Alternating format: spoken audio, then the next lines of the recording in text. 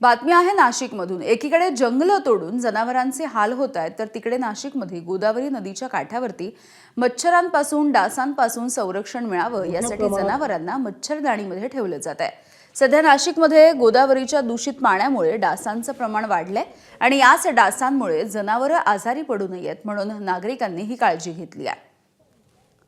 इथला आढावा घेतलाय आमचे प्रतिनिधी मुकुल कुलकर्णी यांनी।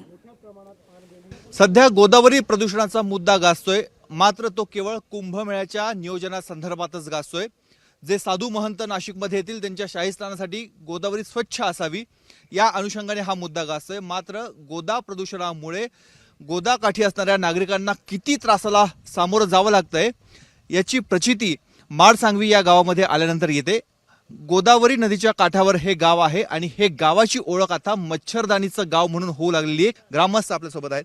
आज कृषी मंत्री आलेले होते। कृषी मंत्र्यांना तुम्ही अवकाळी पावसाबद्दल माहिती दिलीच, मात्र या मच्छरांबाबत देखील दिली। काय तुम्हाला त्रास होतोय?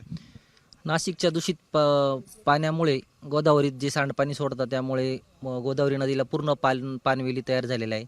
त्यापासून मच्छरांची उत्पत्ती होऊन आमच्या सर्व शेतकऱ्यांना इतका त्रास तर माणसांना तर होतोय, पण जनावरं सुद्धा आमचे आजारी पडतायत। त्यांना उत्पन्नाचं आमचं साधन गाई म्हशी असल्यामुळे दूधही उत्पन्न कमी भेटतं। साधं आता मला इथं उभं राहता येत नाही, इतके मच्छर झोंबताय। गोदावरीमुळे का बरं मच्छर वाढतायत? काय असं होतंय? गोदावरीमध्ये पूर्ण शहराचं सांडपाणी सोडलं जातं, त्याच्यामुळे या पाणवेली साचल्यात आणि त्या पाणवेलींमुळे मच्छर तिथं अंडे घालतात। मच्छरांची उत्पत्ती खूप होती त्याच्यामुळे। नागरिकांच्या आरोग्यावर परिणाम होतच असेल, परंतु जे जनावरं आहेत त्यांच्या आरोग्यावर काय परिणाम होतो? ज्या गायी आहेत, म्हशी आहेत, दुधाच्या उत्पादनावर काही परिणाम होतोय? हो, निश्चितच परिणाम होतो ना साहेब। त्यांना रात्रभर त्यांना बसायला मिळत नाही, त्यांना मच्छर चावता, म्हणजेच त्यांचं रक्तच ओढणार ना ते, तर त्यांचं दूध देण्यावरती क्षमतेवरती परिणाम होतो। संपूर्ण गाव परिसरामध्ये जिथे जिथे आपण जातो प्रत्येक घराच्या बाहेर अशा स्वरूपाची मच्छरदाणी बघायला मिळते। शासन प्रशासनाने यावर त्वरित काही ना काही उपाययोजना करावी, गोदावरी प्रदूषणमुक्त करावी, हीच मागणी माडसांगवी गावातनं होत आहे।